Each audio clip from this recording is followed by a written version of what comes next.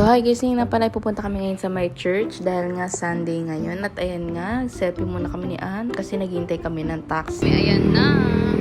Tanong muna natin kung ano. Ask mo muna. At bago nga pala kami sumakay ay nag-ask nga muna pala kami kung meron nga bang Gcash kasi nung last na sumakay kami ay wala nga silang Gcash. Wala kaming cash nung time na yun, nasa Gcash lang. Kaya ang nangyari is nag-withdraw muna kami bago kayo makabayad. So yun, kaya ngayon minimake sure muna namin na mayroong Gcash bago kami sumakay. So pagkapasok nga pala namin sa loob ng mall ay may nakita agad kami nagmamagic dito. So nanood muna kami saglit bago kami pumasok sa church kasi nga hindi pa naman nagsisimula.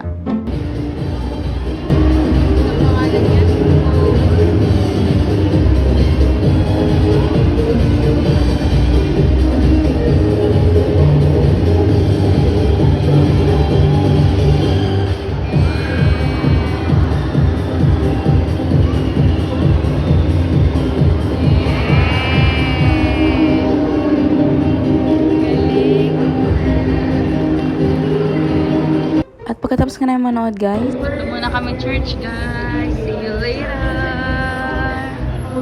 at tapos na nga pala ang church namin dyan guys at naglakad-lakad nga naman kami habang nagkwentuhan at nagtatanong nga pala si Anjan kung ano nga daw yung gusto kong kainin. Nagsabi lang naman ako nung gusto ko ng turon at gusto niya rin pala daw bumili ng Dairy Queen dahil nga may promo nga daw na buy one take one ngayon. Kaya nagayaan na rin siya na mag-SM kami at ayun nga tuwan-tuwa nga kami kasi excited kami bumili. Guys, pupunta kami sa may SM. SM. So yan. Naglakad na kami kasi malapit lang naman dyan sa Ketkay, Lim Ketkay. So ito lang ang SM nila, magkalapit lang. Kaya naglakad na lang kami. Kasi gusto daw nito ay gumala. Ay magtingin-tingin lang pala, magtingin-tingin lang. So yon. See you later. At pagkarating nga pala namin guys, ang dami nga palang nabili ngayon dahil nga may buy one get one sila ng worth 109.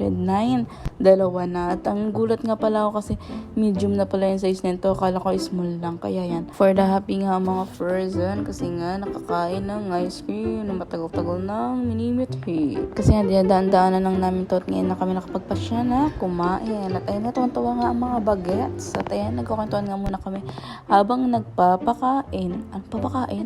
Nagkumakain. At yun guys, eme lang yun. At masyado lang ako natuwa sa pagbo-voice over. So ayun na nga, hindi ko alam na binibidyoan pala ako dyan ni Ann. At napag-itripan na naman pala ako. Bakit?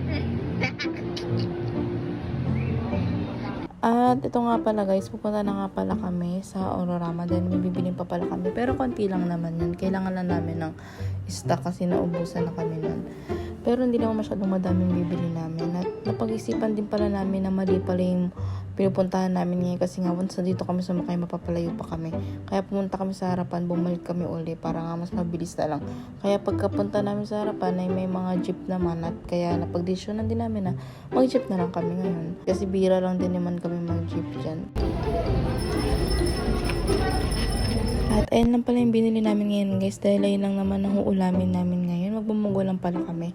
At pagkatapos nga niyan, nandito na kami sa may Kogon. Pero hindi na kami pumunta sa may night market kasi nga masyadong madaming tao. At pagod na rin kami. Kaya naghihintay lang kami ng masakyan namin nito. At ayun na nga, nakasakay na nga kami. At halata naman na pagod na kami yan. At ito lang ang ganap namin sa araw na to. Thank you guys for watching.